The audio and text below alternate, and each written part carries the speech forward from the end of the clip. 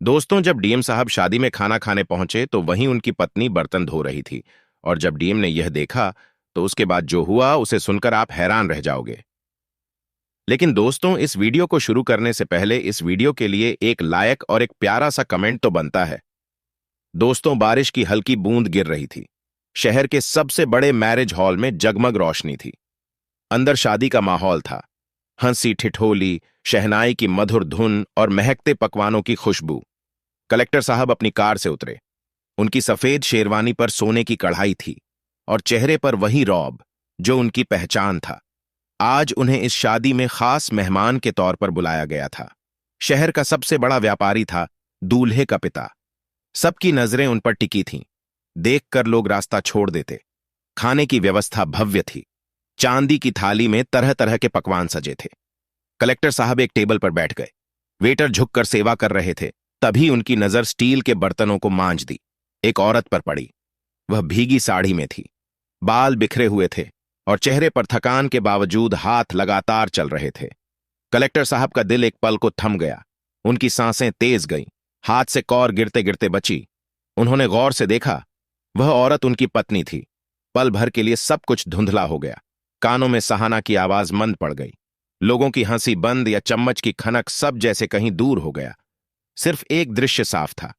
उनकी पत्नी की झुकी हुई कमर, साबुन से भरे हाथ और आंखों में झलकती बेबसी। उन्होंने कुर्सी पीछे किसका और उठने लगे, लेकिन तभी किसी ने कंधे पर हाथ रखा। वह व्यापारी था जिसने उन्हें बुलाया था। साहब, खाना ठंडा हो जाएगा, बैठिए ना। कलेक्टर साहब मुस्कुराए, लेकिन उनकी आंखों में एक तूफान उमड़ रहा था। सामने उनकी पत्नी अभी बर्तन मांज रही थी और पीछे सजी थालियों में खाना परोसा जा रहा था। कलेक्टर साहब की उंगलियां कांप रही थीं। हाथ में पकड़ी चम्मच उनके काबू में नहीं थी। उन्होंने फिर से नजर उठाकर देखा। वहीं झुकी हुई कमर, वहीं थके हुए हाथ, वही सूनी आंखें। मन में हजारों सवाल दौड़ पड़े। वह यहां कैसे यह कर क्यों रही है? सामने की प्लेट में अब भी खाना रखा था, लेकिन उसका स्वाद जैसे कहीं खो गया था। कमरे की हलचल, शहनाई की धुन, लोगों की आवाजें सब धीमी पड़ गई थीं। सिर्फ बर्तनों की खटखट और साबुन के झाग से फिसलती स्टील की थालियां सुनाई दे रही थीं। उनका मन किया कि उठकर सीधे उस औरत के पास जाए, पर शरीर जैसे बन गया था। चेहरे पर मुस्कुराहट बनाए रखना उनकी मजबूरी थी।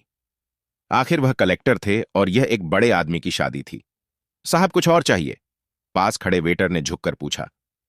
कलेक्टर साहब को कुछ सुनाई नहीं दिया। उनके कानों में सिर्फ एक आवाज गूंज रही थी। छन एक प्लेट उसके हाथ से छूटकर गिर गई थी। सबकी नजरें उस ओर घूम गईं। कुछ लोगों के चेहरों पर खिसियानी हंसी थी, कुछ के चेहरे पर झुंझला है।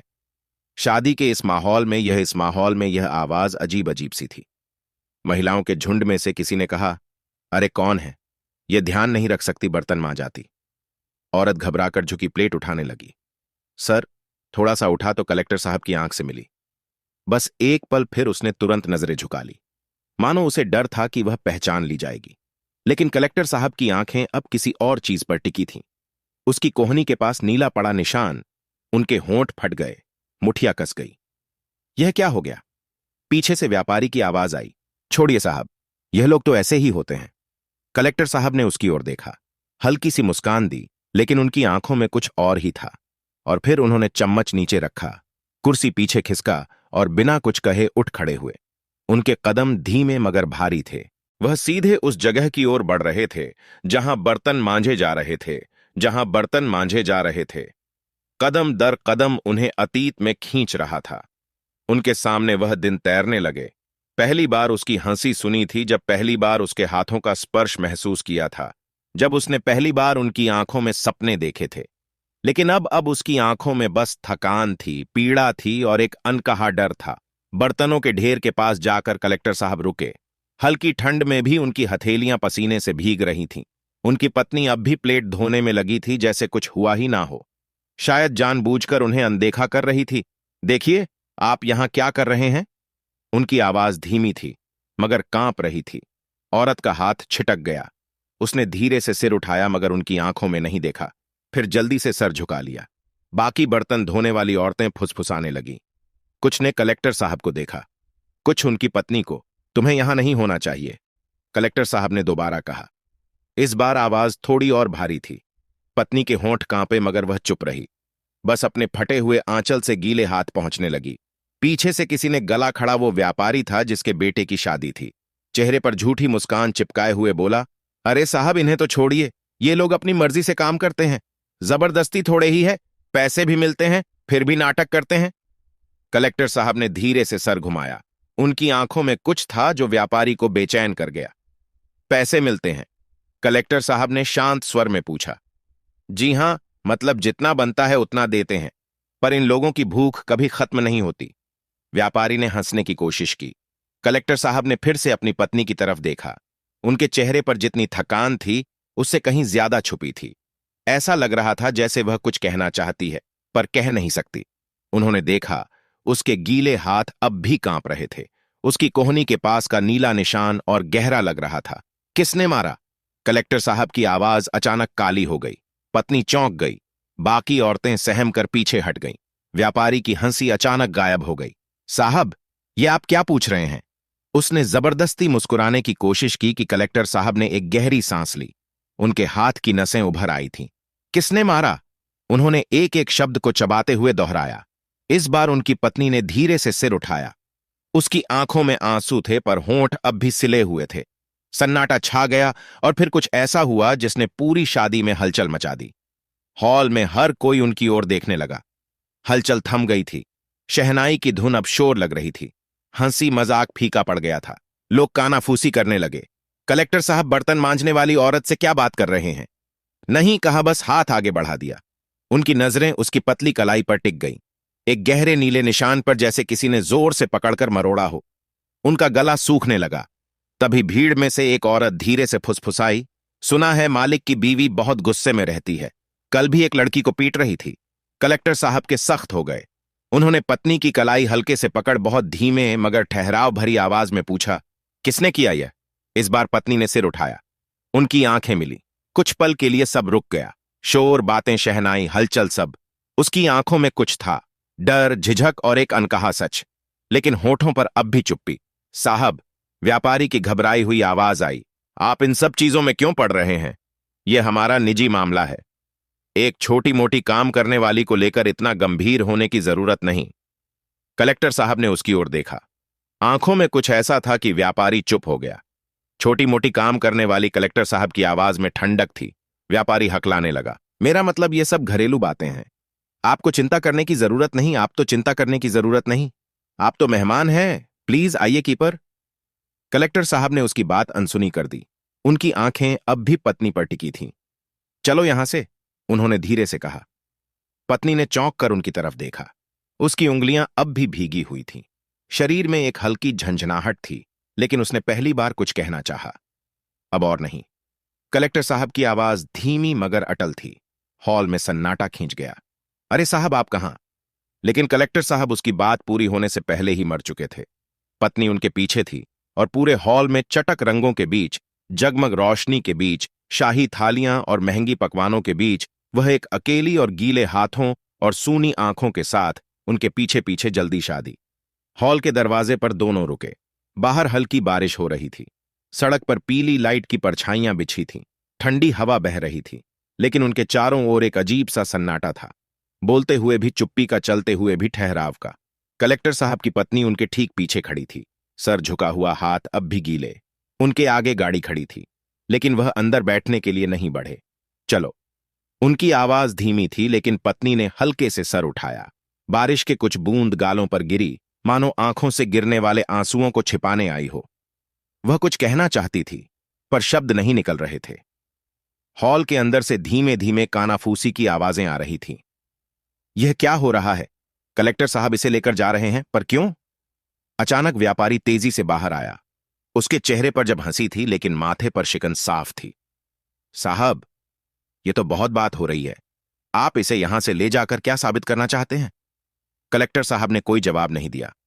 व्यापारी थोड़ा और आगे बढ़ा, आवाज धीमी मगर चुभती हुई। देखिए, यह आपके घर की नहीं है।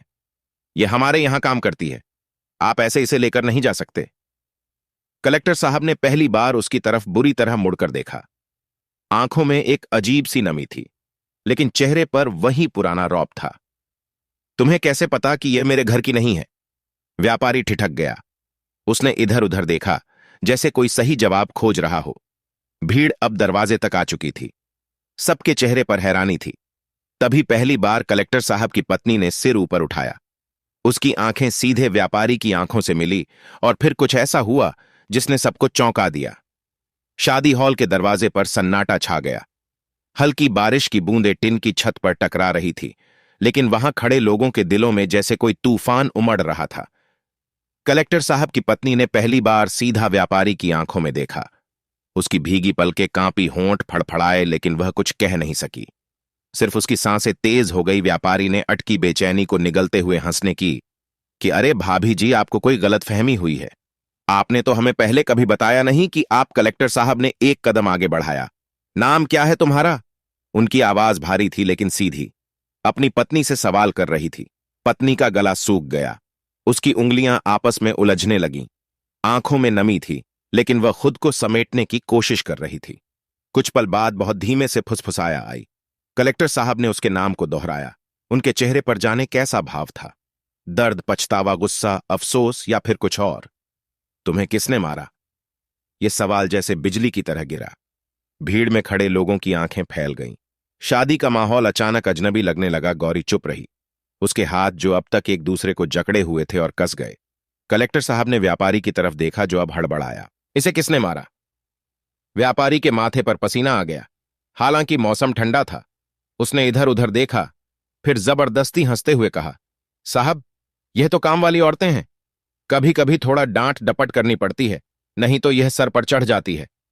इस बार कलेक्टर साहब की आंखें जल उठीं। तन डपट, उन्होंने व्यापारी की आंखों में घूरते हुए कहा। व्यापारी को जैसे पहली बार एहसास हुआ कि उसने क्या कह दिया। उसकी हंसी गायब हो गई। गौरी ने अचानक हल्के से सर झुका लिया। शायद उसे डर था कि अब जो होने वाला था वह उसे कहीं और मुश्किल में ना डाल दे। लेकिन तब कुछ ऐसा हुआ जिसकी उम्मीद वहां खड़े किसी ने नहीं की थी। गौरी ने बहुत धीरे से अपना हाथ उठाया और उस आदमी की ओर इशारा कर दिया जिसने उसे मारा था, और तभी में एक हलचल मच गई। गौरी की कांपती उंगलियां जिस ओर उठीं, वहां खड़ा आदमी सहम गया। शादी चकाचौंध के बीच हल्की बारिश में भीगते चेहरे के साथ उसने जल्दी से अपना हाथ पीछे कर लिया। वह कोई और नहीं, खुद व्यापारी था। हॉल में खड़े लोगों के चेहरे पर हैरानी थी।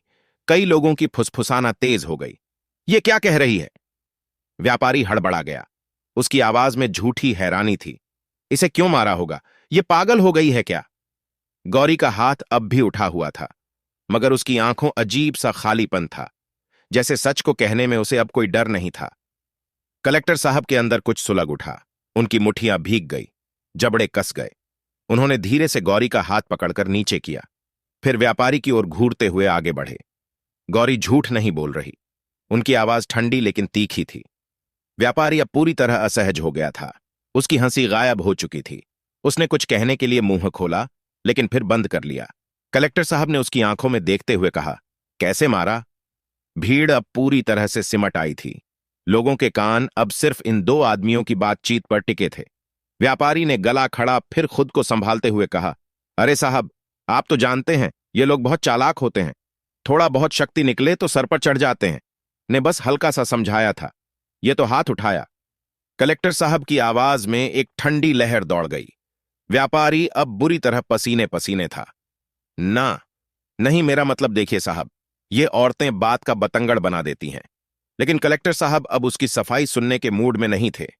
उन्होंने एक गहरी सांस ली और अपने कोट की जेब में हाथ डालकर कुछ निकाला। व्यापारी की आंखें चौड़ी हो गईं। गौरी ने भी शक्कर कलेक्टर साहब की ओर देखा।